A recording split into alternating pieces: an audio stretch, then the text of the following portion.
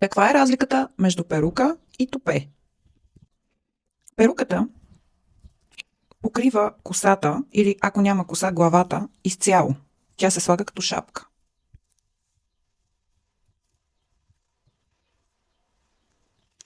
Има варианти с лейс мрежа, има варианти, които са нашити изцяло отгоре, най-различни са перуките, но те са предназначени да покриват изцяло косата, която, ако имате коса, може да е вързана и прибрана в шапка, за да не се вижда и отгоре слагате перуката.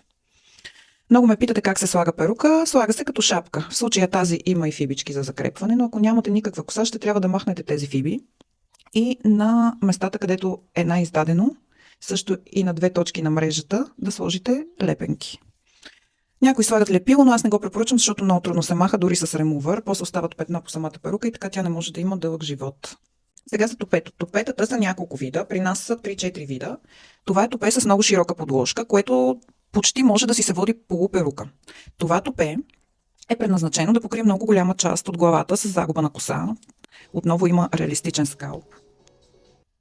Вижте как прозира светлината. Има стабилни щипки и вече, ако имате някаква останала коса в задната част, топето ще ви е идеално, защото то е по-леко от перуката. В случая, ето виждате колко широка му е мрежата. В случая това топе покрива изцяло главата, но не е перука. Когато имате загуба на коса поради алопеция или други заболявания, или просто ви е поникнала тук там е коса, искате отново да я скриете, може да зашиете един ред треса, може да сложите кератинови кичури и отгоре да сложите топе, за да ви е по-леко. Има всякакви варианти. Тогава трябва да изберете такова топе или средно. Това е среден вариант на подложка. Това топе също може да покрие много голяма част с загуба на коса, но която е предимно в горната част на главата или фронтално. То вече по никакъв начин няма да ви тежи да го усещате. Може да се носи абсолютно ежедневно, дори може да се спи с него. Сега ви показвам едно мини топе. То е абсолютно достъпно като цена. Всеки може да си го закупи от нашия сайт. Останалите са по-скъпи, но мини вариантите са по 65 евро.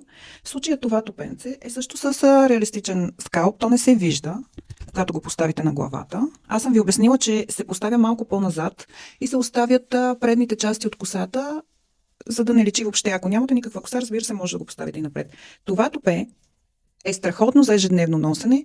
То може да реши не само проблема ви с уредяваща коса около пътя или загуба на коса в фронталната област, която най-често се случва при проблеми с щитовидната железа, други хормонални проблеми, но то може да прикрие идеално и пораснали корени, особено при тъмните цветове. Знаете, когато човек е на 70 или 100% побелял и се боядисва, как на всеки 2 седмици корените лъсва бялото и е нужно постоянно боядисване и раздразване на скалпа. А когато косата уредява, това не е много препоръчително, затова едно такова топе идеално ще прикрие този проблем.